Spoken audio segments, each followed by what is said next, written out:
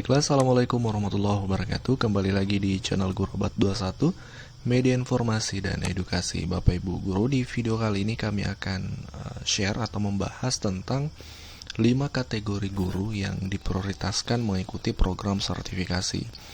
Karena banyak teman-teman subscriber bertanya ya, Min, saya sudah lulus pretest PPG tapi kok belum dipanggil PPG sampai saat ini.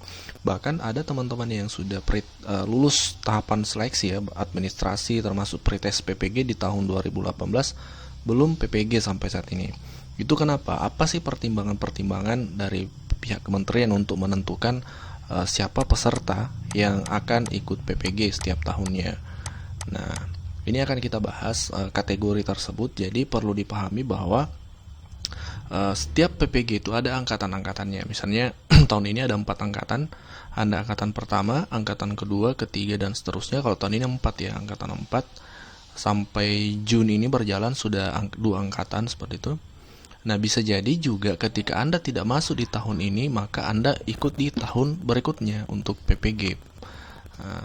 Karena kuota setiap tahun itu terbatas. Tidak semua yang lulus tahap seleksi ya, termasuk pretest itu otomatis ikut PPG di tahun berikutnya, belum tentu. Bisa jadi dia menunggu tahun depannya lagi karena kuota setiap tahunnya terbatas.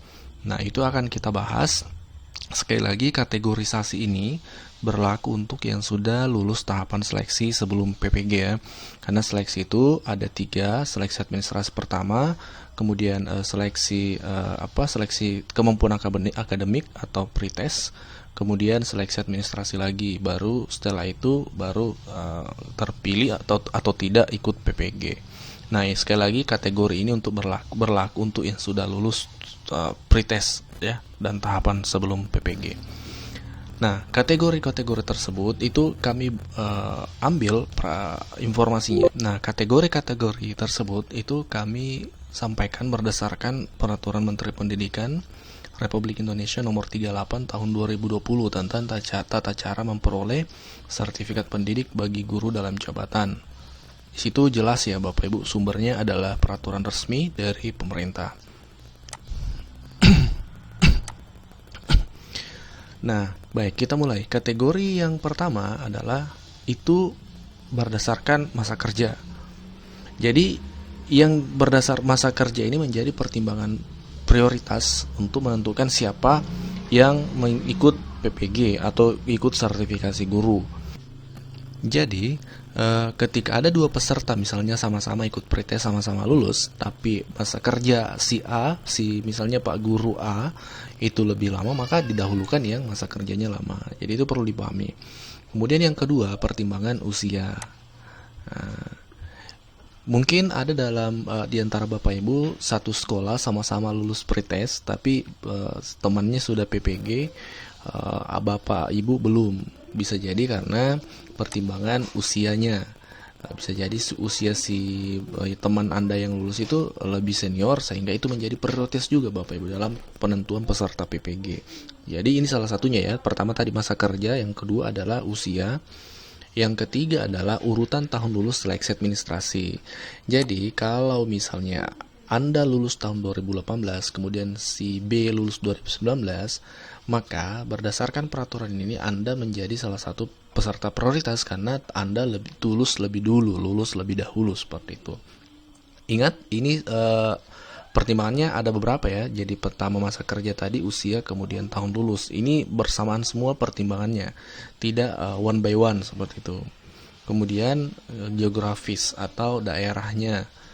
Ya, mungkin termasuk ada jalur kemarin itu ada jalur PPG daerah dacil ya, daerah terpencil itu otomatis ikut sebagai peserta PPG. Kalau tidak salah, ini bisa dicek lagi ya.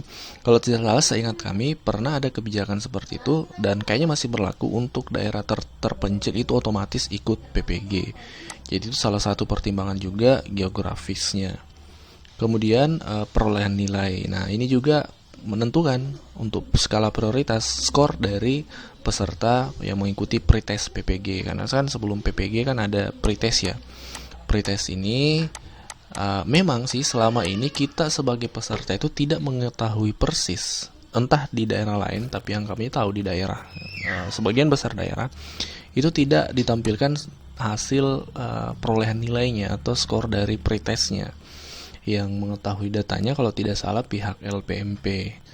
Nah, jadi perolehan nilai ini menentukan juga siapa-siapa yang didahulukan untuk mengikuti pretest.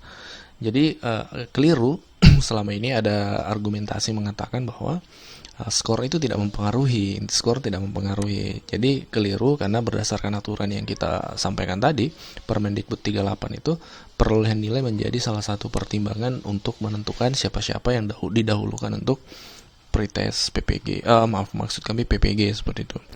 Nah, inilah jawaban yang kami bisa sampaikan terkait banyak teman bertanya, kenapa si A didahulukan PPG, saya belum, seperti itu. Jadi 5 poin tadi ini yang menjadi pertimbangan, dan itu sudah resmi disampaikan dalam Peraturan Menteri Pendidikan.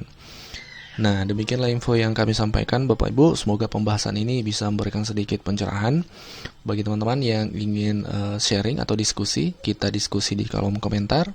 Thank you and assalamualaikum warahmatullahi wabarakatuh.